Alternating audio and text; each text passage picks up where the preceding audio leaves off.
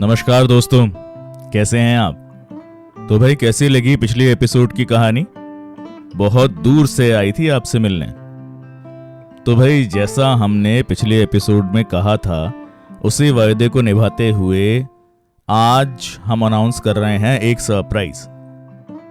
हम आने वाले कुछ एपिसोड्स में एक मिनी सीरीज चालू करेंगे और उस सीरीज का नाम है हिंदुस्तान के हसोड़। तो भाई बात यह है कि हमारे हिंदुस्तान में ऐसे कई किरदार हैं जो कभी हमें अपनी बुद्धिमानी से हंसाते हैं तो कभी अपनी बेवकूफियों से। अब ऐसे कुछ किरदार आप जानते भी हैं, जैसे कि बीरबल, जैसे कि तेनालीरामन। मगर ऐसे कई किरदार हैं जो कि लोकली अलग अलग क्षेत्रों में गुम हुए हैं। मतलब लोकल लोग तो उन्हें जानते हैं पर बाकी लोग नहीं जानते। जैसे बिहार से आए गोनू झा, बंगाल से आए गोपाल भांड या गोपाल भार, मालाबार से आए कुन्नायन और ऐसे कुछ और किरदार। तो इस सीरीज में हम उन किरदार और उन किरदारों के एडवेंचर्स की बात करने वाले हैं। एक्साइटेड हैं? शुरू किया जाए। कि कृष्णानगर में हर साल एक ऐसा मौसम आता था कि हिल्सा मछलियों की भरमार लग जाती थी। भाई इतनी ज्यादा हिल्सा मछलियां आती थी कि ऐसा लगता था कि उनका एक मेला सा लग गया हो। मछुआरे भी उनको ज्यादा से ज्यादा तरीकों से सजाते थे ताकि ज्यादा से ज्यादा बेच पाएं। मतलब यहां देखो वहां देखो, जहां भी देखो बस हिल्सा मछलियां ही दिखती। भाई कोई कहता कि वो कितनी बड़ी हैं, कोई कहता कि वो कितनी सुंदर लग रही हैं, कोई इस बारे में बात करता कि कितने की पड़ेगी भाई। और तो और उनको पकाने के अलग अलग तरीकों के बारे में बात होती। मतलब कि जहां भी देखो हिल्सा मछलियों की ही बात। अब भाई हिल्सा मछलियां खा खा के, हिल्सा मछलियों के बारे में इतना सब कुछ सुन सुन के राजा कृष्णचंद्र का पेट ही नहीं दिमाग भी खराब हो गया। उनका मन ये करता कि कोई हिल्सा मछली के बारे में कुछ बोले और उसकी तो वो तलवार से बस नाक ही काट दे। तो राजा कृष्णचंद्र एक दिन अपने दरबार में बैठे थे तो रोज की तरह एक दरबारी खड़ा हुआ और बताने लगा कि किस तरह पिछले दिन उसने बहुत बड़ी हिल्सा मछली खरीदी और कितने में खरीदी। इतना सुनना ही था कि राजा आग बबूला हो गए और उन्होंने बोला कि अगली बार अगर किसी ने हिल्सा मछली की बात करी तो उसका मैं सर कलम ही करवा दूंगा। तो कुछ समय के बाद राजा को एहसास हुआ कि लगता है मैंने कुछ ज्यादा ही बोल दिया। तो उसने अपने दरबारियों को समझाया कि भाई वो किस तरीके से परेशान हो गया है हिल्सा के बारे में सुन सुन के।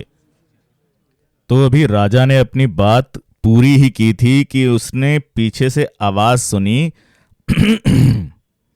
अब उसको समझ में आ गया कि भाई कुछ तो गोपाल भांड से आने वाला है।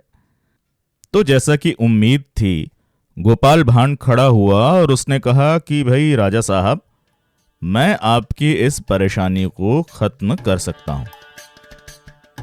तो इस पे राजा कृष्णचंद्र बोले, अरे यार रहने दो, मतलब तुम बहुत चतुर हो, बहुत सही हो, पर ये तुम्हारे बस की बात नहीं है। तो गोपाल भांड बोला कि भाई सच में मैं तुम्हारी ये परेशानी खत्म कर सकता हूं। तो मौके का फायदा उठाते हुए कृष्णचंद्र ने कहा कि चलो, अगर तुम कल दरबार में एक बड़ी सी हिल्सा मछली लेकर आओ और कोई उसके बारे में बात ना कहे तो जो तुम कहो वो सही। तो भाई गोपाल भांड ने चुनौती स्वीकार की।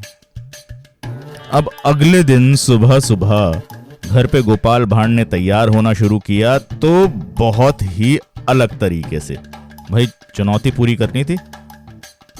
सबसे पहले तो सबसे पुराने फटे हुए कपड़े जो पड़े थे वो निकाले और पहन लिए, और उसमें भी ऊपर पहना एक चटक हरे रंग का कुर्ता और नीचे पहनी धोती जिसमें 3-4 रंग यानी कि नारंगी, नीला, लाल सब के सब मिले जुले थे। अब आई बारी दाढ़ी बनाने की। तो भाई गोपाल भांड ने आज के दिन सिर्फ बाएं तरफ की दाढ़ी बनाई और बीच से लेके दाएं तरफ की दाढ़ी ऐसे ही छोड़ दी। उसके बाद भाई साहब गए चूल्हे पे और चूल्हे पे पड़ी थी राख। तो राख उन्होंने तुरंत अपनी नाक पे और अपने लाल लाल गालों पे लगा ली। भाई वैसे तो जो गोपाल भांड की पत्नी थी रूमा, उनको आम जिंदगी की आदत तो अब नहीं ही रही थी, पर ये तो उनके लिए भी कुछ ज्यादा ही हो गया था। तो वो एकदम तुनक के बोली कि भाई ये क्या नौटंकी लगा रखी है सुबह सुबह, और ये मजाक बन के कहाँ जाने की तैयारी है। तो भाई इठलाते हुए गोपाल बोले कि भाई मैं तो चला बाजार में मछली लेने। अब रूमा को पता था कि उसके बोलने का कोई फायदा नहीं है, तो फिर उसने पीछे से सर ही पीट लिया बस।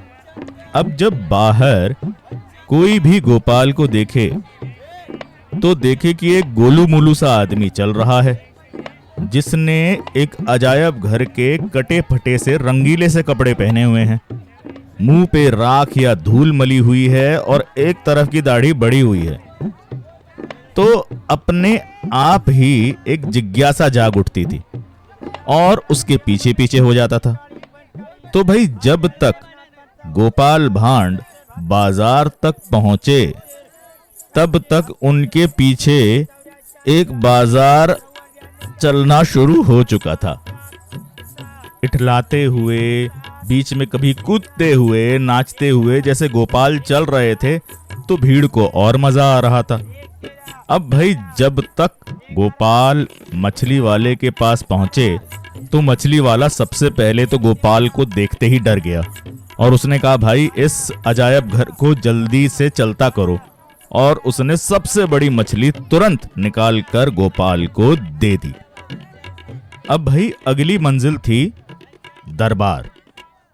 तो वैसे ही ठुमकते हुए, नाचते हुए गोपाल भांड महल के दरवाजे पर पहुंचे, पर दरबान ने रोक लिया क्योंकि दरबान पहचान ही नहीं पाया कि ये गोपाल भांड है।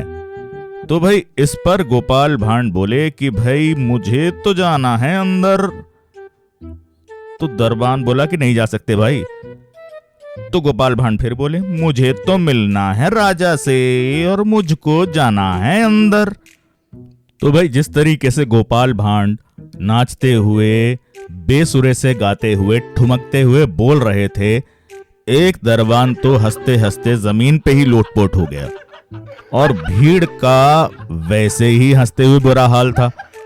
ये सब देख के दूसरे दरबान को बहुत गुस्सा आ गया और वो गोपाल भांड पर चिल्लाने लगा कि तुम जैसे फालतू लोगों से मिलने का समय नहीं है राजा के पास। राजा को बहुत जरूरी काम होते हैं, चलो भागो यहां से। अब भाई शोर इतना ज्यादा बढ़ गया कि राजा यानी कि राजा कृष्णचंद्र जो कि अंदर दरबार में बैठे थे वहां तक आवाज पहुंच गई। अब राजा को दरबार के रोज के कामों से वैसे ही ऊब हो रही थी, तो उनका ध्यान गया बाहर से आती आवाज पे और उन्होंने पूछा भाई ये बाहर क्या हो रहा है। तो पहरेदार ने बताया कि बाहर एक अजीब से हुलिये का आदमी आया हुआ है, बिल्कुल बेवकूफ सा लग रहा है और गाते हुए नाचते हुए बात कर रहा है और आपसे मिलना चाहता है। अब राजा को लगा कि भाई ये महल के उबाऊ काम से ज्यादा मजेदार चीज तो महल के बाहर है, इसको तो अंदर आना चाहिए। तो भाई वैसे ही ठुमकते हुए, गाते हुए गोपाल भांड महल के अंदर और फिर दरबार के अंदर राजा के सामने आए। तो भाई राजा सबसे पहले तो जो बेवकूफियां गोपाल भांड कर रहे थे उनको देखकर बहुत जोर की हंसा, पर जब राजा ने गौर से देखा तो इन बेवकूफियों के पीछे उसे कोई जाना पहचाना हुआ इंसान लगा। भाई ये हुलिया तो पहचाना हुआ नहीं था, ये नाक नक्श भी नहीं, मगर ये आंखें, इन आंखों में तो वही चमक थी। और राजा एकदम से उछल के बोला, अरे गोपाल, तुम? तो गोपाल अपने मोटे से पेट से हंसते हुए बोले, हाँ राजा साहब, मैं ही हूं। अब राजा को सबसे पहले तो अपनी समझ पर गर्व हुआ, पर उसके बाद उससे भी ज्यादा गुस्सा आया।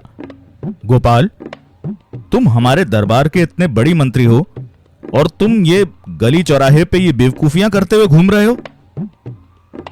तो इतने में गोपाल ने जवाब दिया, अरे राजा जी, भूल गए कल वाली चुनौती। तो राजा को एकदम से कुछ याद नहीं आया। फिर गोपाल ने आगे याद दिलाया, महाराज ये देखिए, ये हमारे बाजार की सबसे बड़ी हिल्सा मछली होगी और यहां मैं दरबार के बीच इसको लेकर आया हूं और घर से लेकर यहां तक मछली के बारे में किसी ने चू तक नहीं की। हाँ, मेरे बारे में तो बहुत चर्चा शुरू हो गए। इतना सुनते ही राजा कृष्णचंद्र भी अपने सिंहासन पर ही लोटपोट हो गए और उन्होंने कहा, भाई गोपाल, तुम्हारा कोई सानी नहीं है। तो आज एक बार फिर से गोपाल ने राजा की मुश्किल भी आसान की, सबको हंसाया भी और मन भर के इनाम भी पाया। तो भाई, कैसी लगी कहानी? मजा आया सुन के? तो क्या आपको भी ऐसा कोई मस्खरा या हंसोड़ मालूम है जो कि आपके लोकल एरिया में या भाषा में बहुत फेमस है तो बताइए और हम उनके किस्से भी यहां से शेयर करेंगे। अगर आपको कहानी पसंद आई हो तो प्लीज बताइए और अपने सर्कल में शेयर भी कीजिए। और पॉडकास्ट तो आपने फॉलो कर ही लिया होगा, क्यों भाई?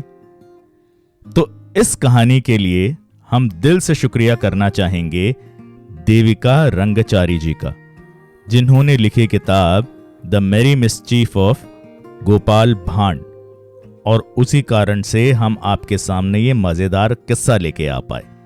थैंक्स अ लॉट देविका जी। तो भाई, अगले शुक्रवार हम लेकर आएंगे एक और हिंदुस्तान के हंसोड़ को। नाम तो आपने सुना ही होगा, शेख चिल्ली, पर कारनामे भी सुने क्या? कोई नहीं, अगले शुक्रवार सुन लीजिएगा। तो मिलते हैं अगले शुक्रवार। आप सुन रहे थे कल की कहानियां और मैं हूं अष्टम नीलकंठ।